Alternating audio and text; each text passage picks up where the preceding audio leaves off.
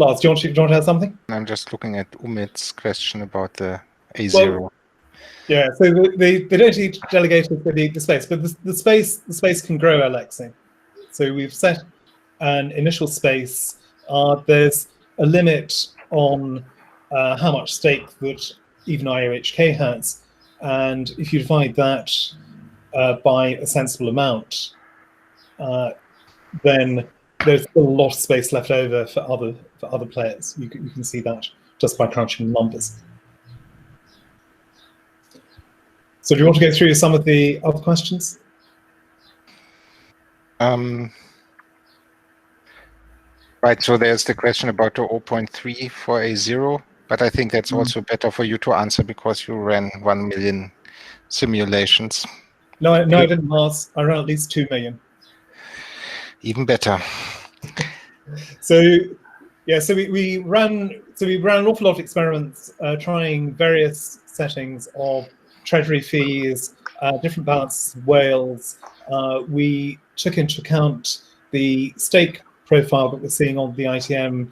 We took into account the background information we have about the UTXO distribution and various other factors. So we tried lots of different combinations out, and the reason we've gone for 0.3 is because it's a good starting point and it's a good balance between providing the civil protection we'd like and allowing people to grow without requiring too much pledge initially. So I know some people have been very concerned about the pledge levels, but when I've run the numbers, to be honest, I'm not seeing an enormous difference in the rewards that a pool earns between relatively low pledge levels and reasonably high ones.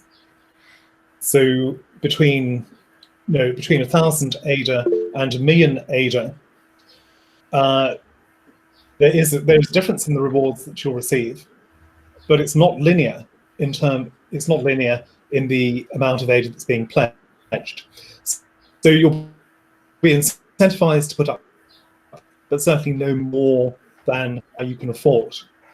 And this also means that there's room in there for a good player to gain an advantage through, for example, having slightly better performance than a player who has a larger pledge, or for alternative margins, so you can raise the margin if you put more pledge, or you can lower it a bit if you have less pledge. So we think there's a lot of play space for people within that, and we don't see people saying, well, we need what was it, 32 million ADA to compete. We think that's very unlikely, but we'll monitor the situation. And we said this setting, it's just an initial starting point. So whether it will go up or down is going to depend on the community, how the network works out. And I understand, Lars, there's going to be a voting mechanism that will be brought in. So it won't just be us saying, okay, this is what it is. There will be a way that you can vote on the protocol changes and influence those changes. Yes, certainly. I mean, Duncan probably knows more about the roadmap there, but of course that's the final goal with Voltaire and all these democratic things on the chain. Yeah, I mean, in the shorter term, we have the CIP process, and we intend to publish all of these things in a CIP and use that as a slightly more formal way of documenting and gathering feedback. But indeed, in the longer term, there is the goal with Voltaire, of course, is decentralized governance, and there'll be some steps along the way to that. Yeah, so we're starting to see the kind of thing we might have in the future through the voting for the ITN extension, for example, and in time we hope to roll out something like that for the mainnet. So Einstein has a question about the growth curve of pools and what we learned from the ITN. So I'm guessing you're talking about the rapid onboarding of pools initially. Do you want to clarify, Alistair? Yeah, I just think we will see a quite large ramp up once the initial pool operators have gotten experience, and we'll probably see, in my opinion, a faster ramp up than we did during the ITN. So I think those spots will fill up quite quickly. That would be fantastic. Yeah, and that, I guess the question goes together with the phases. Like, how fast will we be increasing the K, and or basically when will these phases of increasing the K? What time frame are we looking at? The question of Alexei, it goes into that as well, I guess. So I think it'd be wrong to predetermine a schedule, Einstein, because what we need to do is it's a figure we can adjust according to the needs of the network. So what we want to do is to grow the network organically and sensibly, so that we can maximize participation and fairly spread the rewards around the players. So unlike on the ITM, where we picked 100 and we essentially had to stick with it, on the mainnet, we won't have to do that. We'll be able to raise it up. We'll be able to either pull the number of pools forward slightly by being ahead of the number that are actually operating, or to say, okay, we've reached a sweet spot. We've got a good number of distributed pools. They're performing well. People are earning fair rewards from that, so we don't really need to push it any further. The question about how fast that is largely up to you guys, right? The more pools we run, and the better the network works, the faster we can push that number. And I guess Charles has repeatedly said we've got a target of 1,000 pools. So it'd be great to see that happening in 2020, right? Can we make that happen in 2020? That'd be fantastic. So if you're going to run at our pace, then let's sprint for it. It's great to hear, actually. But it's also worth noting that Charles also wants those to be 1,000, economically viable pools. So he's not trying to push it beyond, what the rewards would actually sustain. So obviously this also depends on ADA prices and things like that as well. Yeah, which is another reason. Which is the reason for not pushing the optimal number of pools too high. It gives a chance for pools to obtain an economic reward for their effort, which we think is important. I see an interesting question from Umet about why rewards that are not paid out are going to the Treasury and are not distributed amongst the other pools. And that's a good question, and there is a good reason for that. And the reason is that the rewards have been designed in a way that how much a specific pool gets in the rewards is independent on what other pools do. So it only depends on the pool's own performance and the pool's own cost and margin and pledge. And if it was otherwise, then other pools would be incentivized to attack pools. So if I get more rewards because you do worse, then that's an incentive for me to sabotage you, to try to sabotage you. And we have done that purposely, that we prevent that. So no matter what you do, you can only influence your own rewards, but not by harming others. So that's an important feature. And there's a very similar thing, which is that you would be incentivized as a pool operator. You would be incentivized to block transactions that delegate people's stake to new pools to increase the participation. And obviously we don't want that. We don't want it to be in your interest to be trying to block things. So again, that's another reason to do the same thing. On the current another reason we shouldn't. Sorry, it's perhaps worth noting that on the current testnet, I think Sam had set it up where there was really a large amount of money that was in circulation that was not delegated, and so that meant there was a huge amount of money going to the Treasury. That will be corrected, in one of the next respins, and either the money will simply be kept in the reserves, in which case it doesn't matter, or that money that's in circulation will be actually delegated, because and that way you won't see only 10%. Was there a network cut out there? Only 10% of the money going into the rewards and 90% going into the Treasury. So it'll be the other way around. because in the real system, we expect, of course, once it's been running for a little while after the hard fork, that the vast majority of stake will be delegated to stake pools. So we won't see that amount going into the treasury. That's not the expected situation. There was Correct. an easy question further up about this minimum costs in dollars, $2,000. About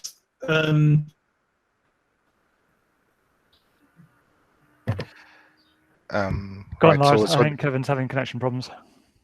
again, right. You hear me?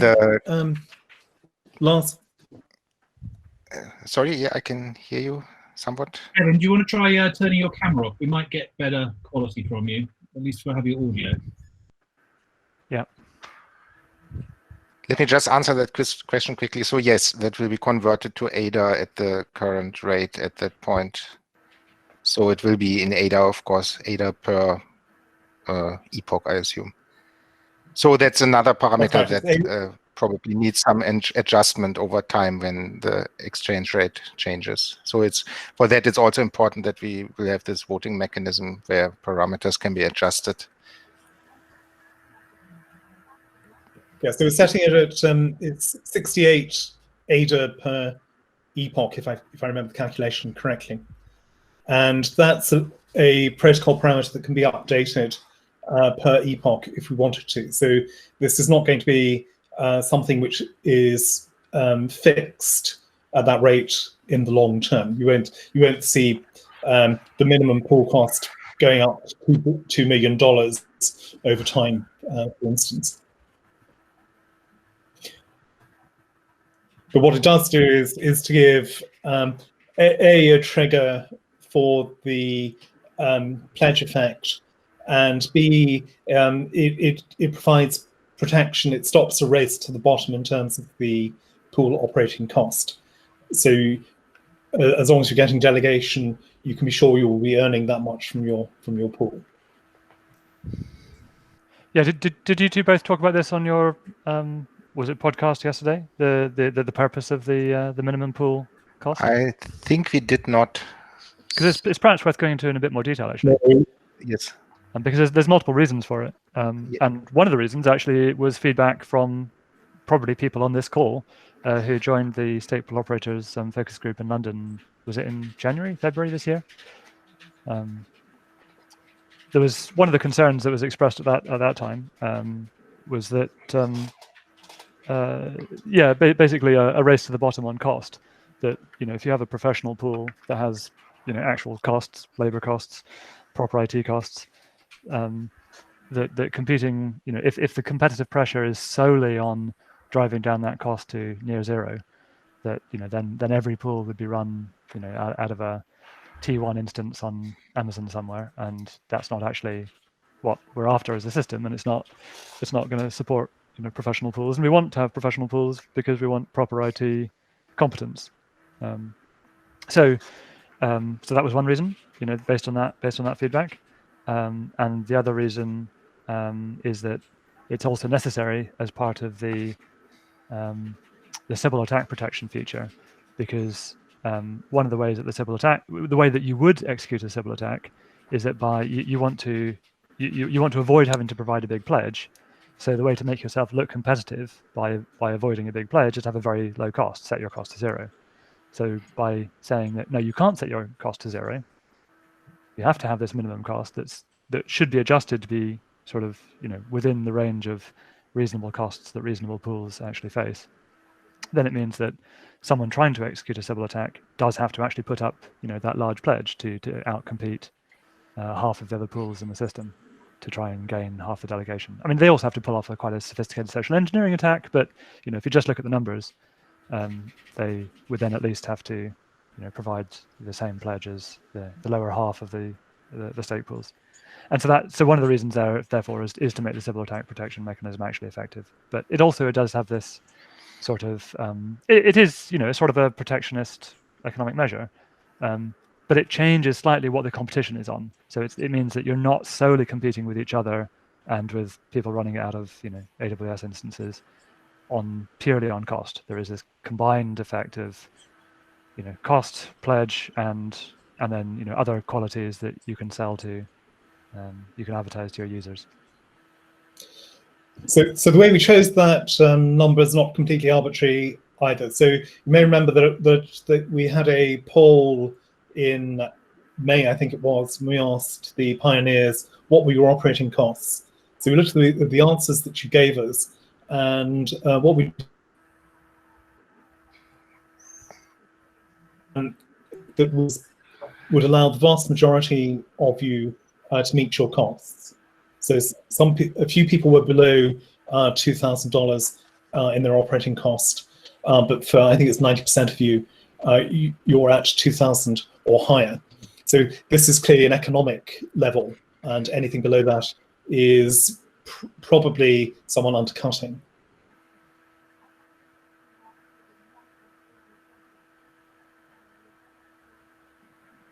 All right, what question should we take next? There was one to me specifically, I noticed. Yes, from Andrew. What's in the libsodium fork? Yeah, so this is actually interesting. So we are sharing with the Algorand folks the implementation of our VRF crypto primitive. So, excuse me. So as many of you probably know, one of the features of Preos is it uses a VRF as part of deciding who's allowed to be the next leader, the slot leader. And so up until now, we've had basically a mock or a, not a final implementation of the VRF in there. And we now have the final VRF code. And yes, so the way that the Algorand folks implemented it, which, I'll get onto what's great and not great about that in a second. But the way that they've implemented it, and we're sharing with them, is they've done it as a fork of libsodium. And the reason for that technically is because it uses internal symbols in libsodium. So it can't easily be built as a separate library that depends on libsodium, because it relies on some of the ED25519 internal functions in libsodium that simply aren't exported from that library. It's an implementation of a draft IETF standard on VRFs. So we're trying to reuse standards there, and we're trying to reuse implementations. We've had that implementation audited by our internal security auditors. Now, onto the downsides. Yes, currently frankly it's a pain in the posterior, because it's built into libsodium as the libsodium fork rather than being like a library that's built on top of libsodium. That means it is a pain to build at the moment. Now, for developers, we have a kind of cheeky shortcut, which is that we bundle the C code and we duplicate some of the stuff. But that means that we're using the libsodium C code in an unsupported configuration. So it's sort of okay for developers, you can work around it, but it's not okay for deployment. For deployment, we really should be using the libsodium C code in the way that the libsodium people intend it to be used. Otherwise, all kind of security guarantees go out the window. So yeah, so that means that is frankly a pain, and we're going to try and work on ways to make that better in the short term and also in the long term. I mean, the short term, if you are building with Nix, then it's fairly straightforward. Nix just changes your system libsodium, and boom, there you go. For people building from source on other systems, we need to find a better way of doing that, basically. That's a bit more sustainable. In the long term, I think IOHK needs to work with the libsodium upstream people, work with the IETF people who are standardizing this, the RF implementation, work with the Algorand people, and try to come to a good solution about how we can have this implementation without it needing to be a custom fork of libsodium. So either have it integrated upstream in libsodium if libsodium are happy with that, or export the symbols if that's okay, or anyway, we need to get involved in that conversation and find a long-term solution to this. But that's where we are at the moment. Yeah, I can confirm it's a pain. I was trying to write the release notes yesterday, and I had to rebuild the node and sort out libsodium in the process. So we'll get that fixed quickly. But the point that Duncan's making about cooperation, I think this is quite an important thing to emphasize. What we see is the ecosystem, the community, cooperating going forward. This is about growing cryptocurrency, right? This is the name of the game. So obviously Cardano, but it's not just competition with the other cryptocurrencies. We're now in a situation where we should be thinking about cooperation, establishing standards, linking up with each other, and making the ecosystem as a whole grow. And we will all benefit from doing that. So Matthias had a, sorry, I was just looking through your questions here. So Matthias got a question about exchanges, and somebody else had a question about exchanges. So as far as I'm aware, we've not had any exchanges about running pools. Maybe that has happened. Obviously, if they were to talk to us, we would share the information that we've got with them. But the situation is, if they want to run a pool, then they can. And we will need to monitor the situation and see how that impacts the ecosystem as a whole. Having more reliable players operating pools for the network, and having people with resources committed to operating pools is a good thing. So if you see it in that light, rather than direct competition to community pools, I think that's probably the best way to see things. I mean, I don't have any special information on what the exchanges are going to do, but a reasonable guess, indeed, would be that they, many of them are likely to run their own pools, and then they're also likely to, because of competition, they're likely to say, we'll return some rewards to the people who deposit funds with the exchanges. But that still means that actually you're at a competitive advantage as an independent pool operator, because, I mean, unless the exchanges are doing it at zero cost, they're going to be taking a cut of that, and you'd be able to give better returns with people who keep their money in their own wallet, Deadless or Yoroi, whatever, and delegate to a community pool. And so it's not obvious to me that there should be any special competitive disadvantage compared to the normal issue of people keeping money on exchanges. I guess my fear was more if the A0 value was too low and a significant number of exchange pools coupled with Emergo and IOHK pools were to operate non-saturated pools, and that could quite quickly dominate community pools. Right, but then the optimal number of pools parameter can work to deal with that, Matthias. So that works to spread out the rewards distribution. And it's not in IOHK's interest or Emergo's interest to harm the ecosystem. We want to grow the ecosystem, right? So I don't think you should see us as competing with you. We're trying to cooperate with you to grow the system, because that's where we get the benefit long term, and much more so than any short-term benefit that we would get. Yeah, I mean, probably the biggest unknown is what exactly different exchanges are going to choose to do. Yeah, or other large operators. So we don't know what they will do. But we do have mechanisms that we can apply, as I say, to spread out the rewards. And one of those actually is the minimum pool cost. So you can't have the minimum pool cost stops to some degree cross-subsidization from an exchange into its stake pool by setting a zero cost or something. And just to support what Kevin and Duncan said, I mean, of course, IOHK also wants to make money, but I mean, we can't only make money by, or rather, we can make more money by making ADA and Cardano a success and driving the exchange rate up than by squeezing out some extra percentages in rewards or in the way we run the pools. So of course it's in our best selfish interest to for pool operators, for the community pool operators to succeed, because if they succeed, then of course the whole system will grow and the market cap will grow and the exchange rate will go up, which benefits all of us. So it's not just altruism. I mean, it's in our own best interest that everybody succeeds. I think that's a good way of putting it. Yeah. Yeah, and you've been very good to us on the ITN. You've helped give us some very good returns through your hard work.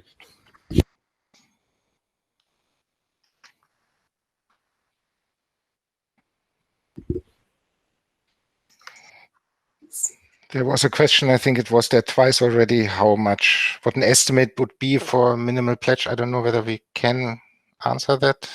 Not really. It's going to depend on what people want to pledge.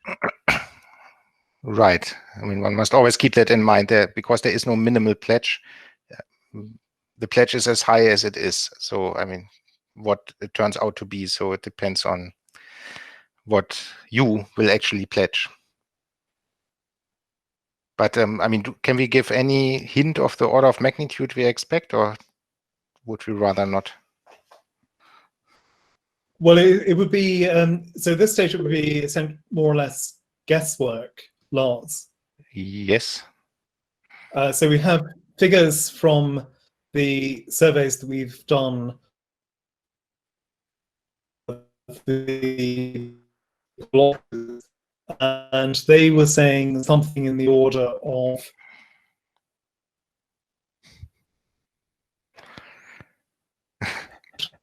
It was a so strategically placed audio problem.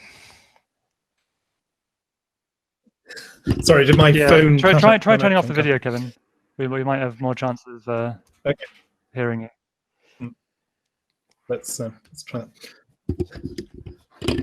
Yeah, so it's about to give away a huge secret there. No, my memory is that, the number that people quoted to us was 20,000 ADA. That was the average price. Now we know that some of you are partnering with whales. We know that some whales will choose to operate their own pools. But there are a lot of unknowns at this point in time. What we don't expect is for too many whales to run their own pools, because you need a lot of investment to do that, a lot of time investment. And to be perfectly honest, if you are that wealthy, it's often in your best interest to simply pay someone else to operate the pool for you. So the speculation that's been put into that we've seen going around, where people are saying, well, it's 32 million, this seems to be way off what we would expect. And I would expect a much lower figure, especially as the optimal number of pools figure increases. I would think you can run a competitive pool with a few thousand ADA if you're putting the effort into keeping it working well, advertising it, etc. So I don't think that is going to be the key issue.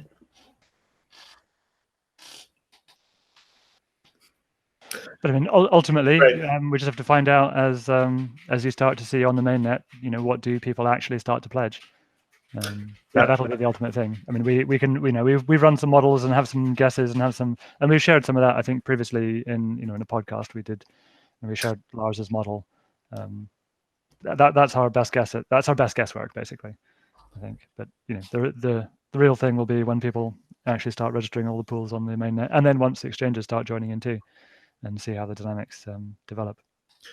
So I wouldn't be surprised to see a few large stakeholders trying to run their own pools initially, and then realizing actually this is it's a lot of work. You do need to be a professional to keep these things working really, really well. So certainly there's an opportunity here for you to advertise to these people, right? You have the experience, you have the expertise. For a percentage, you can run a pool for them, right? So there is a business opportunity here for you as well. Yes, we know. So talking about the equilibrium issue.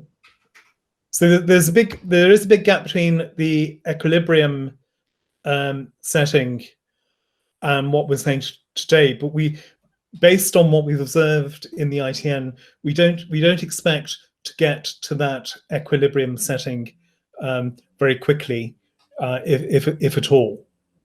So we're expecting to see a much broader distribution in practice than you would achieve through the equilibrium setting.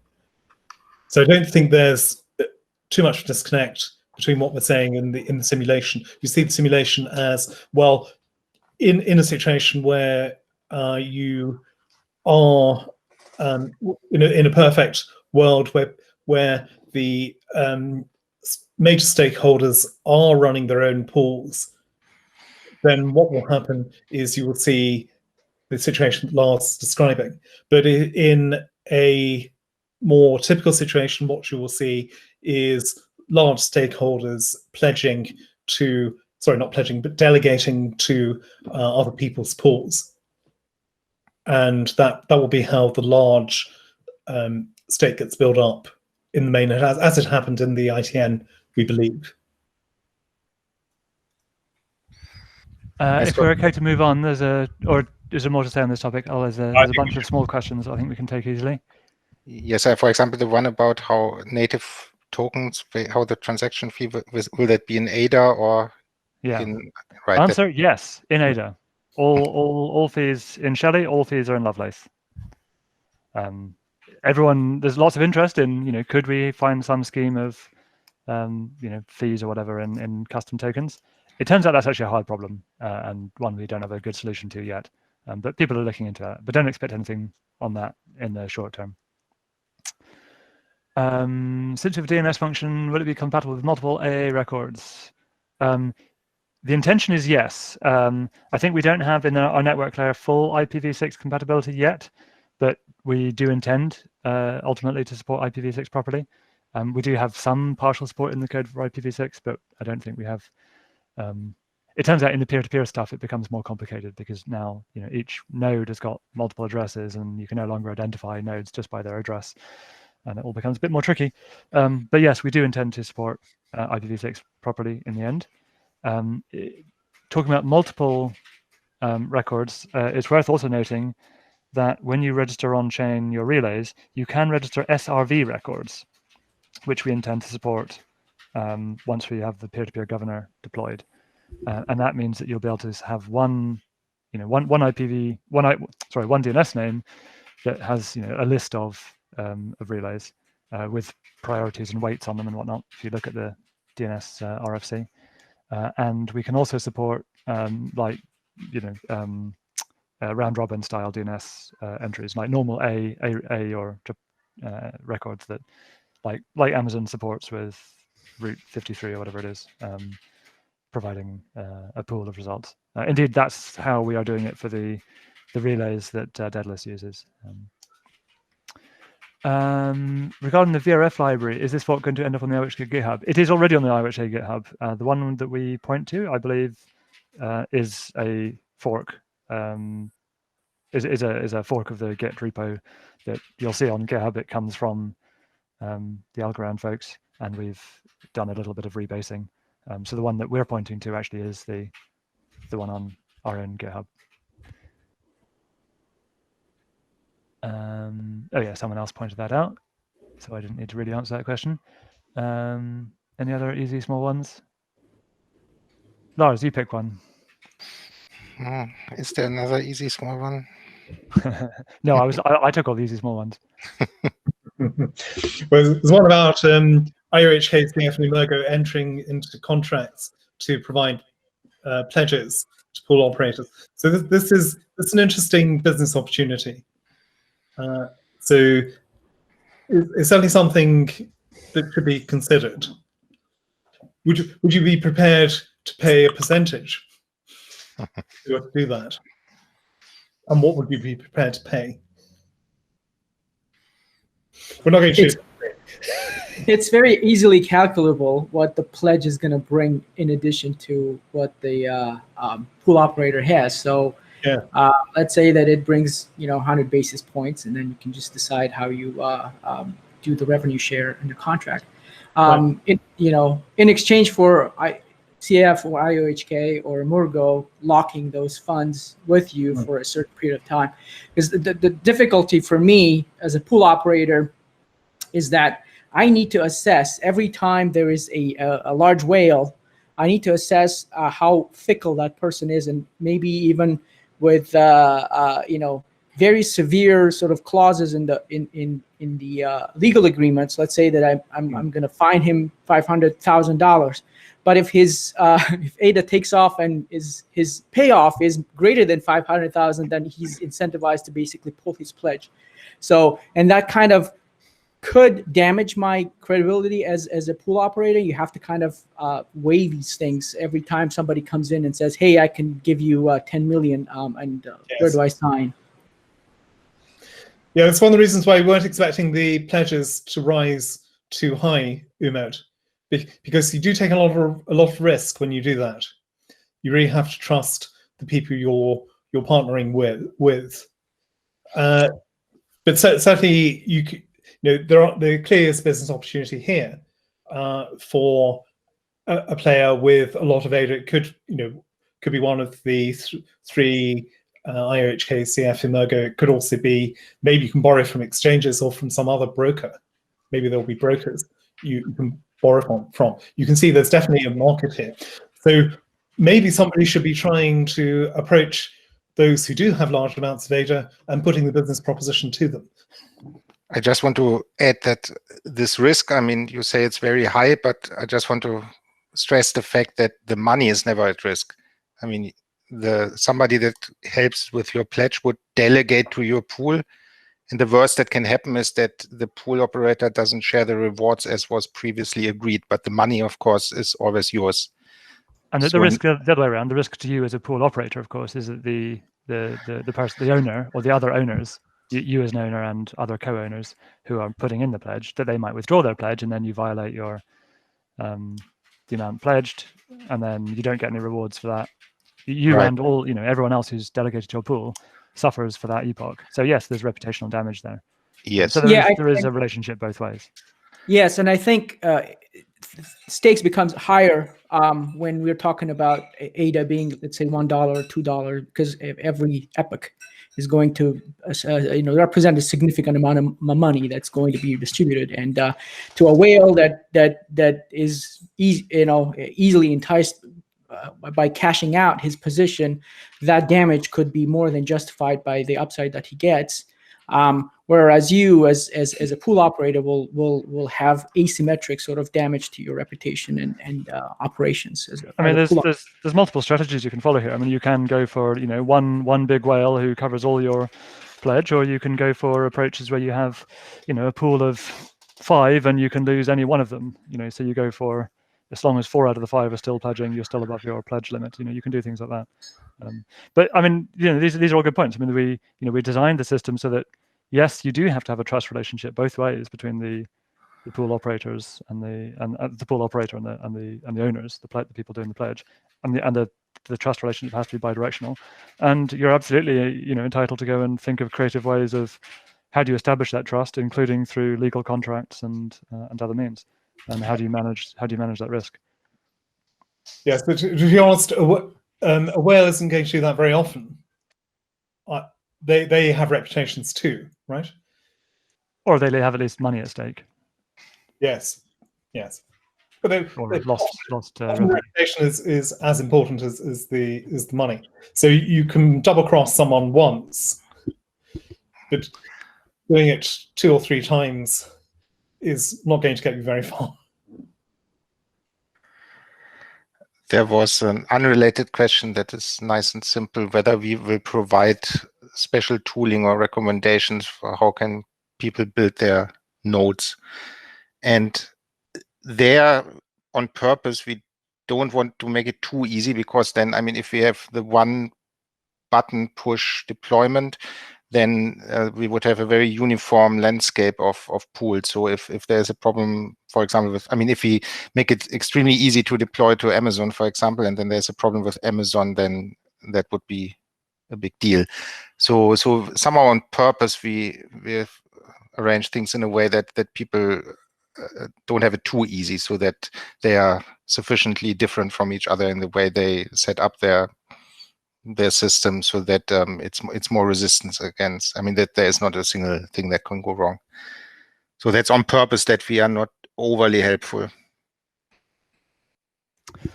There's a nice easy question. Can you program in a smart contract to lock a period in for a period of time? I think the answer right now in Shelley is no, but that is actually a feature that probably will come along fairly soon. I think possibly even pre-Goguen, because it's actually needed for multiple things to be able to do this kind of locking. Because it would be a very simple addition. We've got this planned out, or designed out at least, but it's a simple addition to the multi multi-sig language. So the multi-sig language lets you do arbitrary combinations of ands and ors and n of m's. So by extending that language with being able to talk about slot time, is it before this slot, is it after that slot, then that easily lets you write a very simple smart contract that says you can't withdraw the money until time t, and that would be one way of locking. And that is a way of locking funds, and those contracts. The money held in accounts locked by scripts. Those addresses can still delegate. There's nothing special about scripts. Delegation is still possible for scripts. So yeah, that's totally possible. But a large person, someone with a large amount of money delegating to your estate pool may not really want to. Might want to have the ability to always have the ability to withdraw it, at some penalty. So it's your choice. You have to negotiate with people as to whether you make it a mechanical enforcement or a legal enforcement or other enforcement.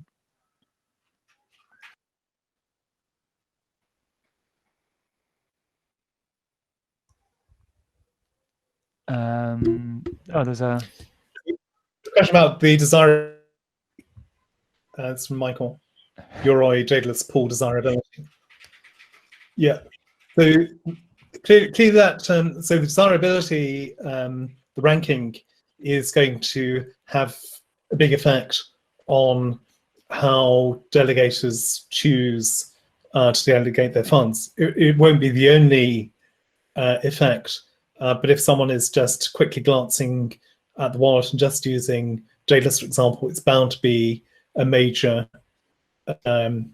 factor. Duncan, do you want to say something about that? I know you've been looking at it with Jared. Deadless is going to, show in its delegation center UI, the top ranked pools according to the, according to the theory, basically using the metrics that we've put in the specs before, the non-myopic utility and all that.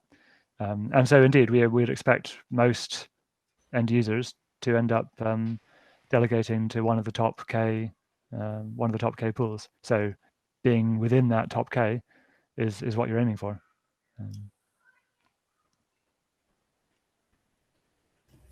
And then choices within that, obviously Deadless will show the ranking, but there may be fairly fine margins between many of the top ones, and so then there's other factors would influence why people would choose one or the other, if they've heard of it. So your own, beyond just competing on the numbers, there's also some opportunity to compete on other factors. Yeah, so you will want to maintain your ranking.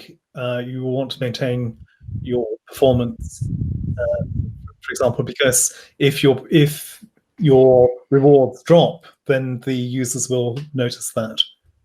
They will be informed if there's significant shortfall between what they are earning in rewards and what they could earn by redelegating. So Deadless will certainly notify users, like if your pool stops performing, or the pool that the person is delegating to stops performing, or has a significant change in its desirability. It changes its margin or something to be very anti-competitive. Then Deadless users will be notified, and they will not immediately change, but when they next load up Deadless, they'll be notified. I think in the long term, people are looking into things like notifications via apps or whatever. But so because there is a sort of issue of how quickly are people notified.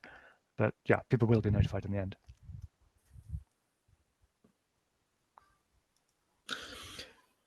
Yeah, so being consistent is going to be important. What you don't want to do is to run along at some rate which is great for the delegators and then suddenly bump it up. That will get you into trouble in terms of retaining your delegation. So you've got a question here. Has someone run experiments on running Cardano node behind any anti-DDoS curtains? And what are your thoughts about these kinds of threats during the peer-to-peer low K era? I don't think we have, but it's worth asking Sam on Telegram. I don't think Sam's on the call with us today. He's got a lot of things to do. But what we've said about anti-DDoS is run public relays and then have your node itself be not publicly accessible and only accessible to your relays, and that itself is a fairly good anti-DDoS mechanism. And it means that you can react by, even if your relays do get DDoSed, you can set up new ones in different places and still get blocks out that way. You can also have, it's also possible to have direct pairing arrangements with other peers, with other nodes that aren't via publicly advertised relays, so that then those relays are harder to DDoS because they're harder to identify. But no, we haven't. I don't think we've tried any kind of off-the-shelf anti-DDoS services. It'd be interesting to, see how well that works. And indeed, ask Sam on Telegram. I think that's a good one to discuss with him. Let's see. Going back to a different topic. If I make a smart contract where you can pool in age of this contract and then pool operators can bid on share profit. I think the answer to that is in the short term, no, because we don't have the expressiveness of Plutus contracts. In the long term, the answer might be yes, but I think you might have to rephrase the question in a more precise way for me to understand it. But short term, we don't have sophisticated smart contracts because we don't have Plutus in there yet. Longer term, right now, in Shelley, we have multi-sig contracts, and that's it. When will the certificate signage for pledge owners be ready in Deadless Wallet for the mainnet, or do we get a version to rival? So I think, tell me if I'm right here, that you're referring to, can you sign, as a Deadless user, like someone like a whale or someone who wants to, pledge as be a co-owner of a pool and pledge to that pool, and therefore they have to sign the pool certificate. Certainly, we intend to do that. I'm not absolutely sure. Kevin, do you want to say anything about? Do you know where that's coming within our development schedule of either having the wallet backend be able to sign these things or exporting keys from the wallet backend so the CLI can sign them? We're certainly aware that this is a thing we want to be able to do, and we know how to do it. It's just a question of when in the schedule of development this gets done. Yeah, I think at the moment the wallet teams are very focused on getting the various implementations out for the testnets, for the balance check, for the ITN, and obviously for the mainnet when it comes. So they're aware of this, but there are more immediate things to do right now. But you do have a way to do this through the node CLI, right? So you can certainly sign as an owner of the pool, but the point is that you can't use a Deadless wallet, the stake key from a Deadless wallet, to sign as a owner of the pool without either the ability to export that stake key so the CLI can use it, or the ability for the wallet backend to sign the pool certificate, the transaction directly. So we need the export function. Yeah. So it may well be that we don't have that until like we're getting near to the mainnet hard fork. But we're certainly aware that it's a thing you need to be able to do to be able to support less experienced users who are simply using Deadless, being pool co-owners. Is ITN Deadless using non-monolithic ranking mechanism, or is it? No, the ITN stuff is completely different because it was much more simple implementation of the incentive scheme. So they did not have the full. So yeah, the ranking that Deadless gave you in the ITN is not reflective of what will be on mainnet really at all. They had to just make do with what information is available, which was not very much. It's an approximation, but it's certainly not. Yeah. Not the same.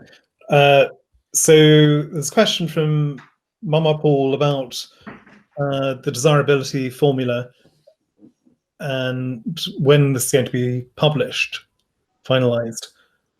I mean, as far as I'm aware, the formula's been finalized for quite a while, right? And it's in the published specifications, yeah.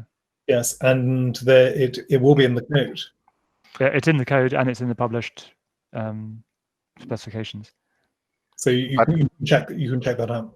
I mean, of course, even in the paper that's by now almost 2 years old, I think, or more than 2 years, we had this desirability formula. But will Daedalus not also consider pool performance, and is that finalized already?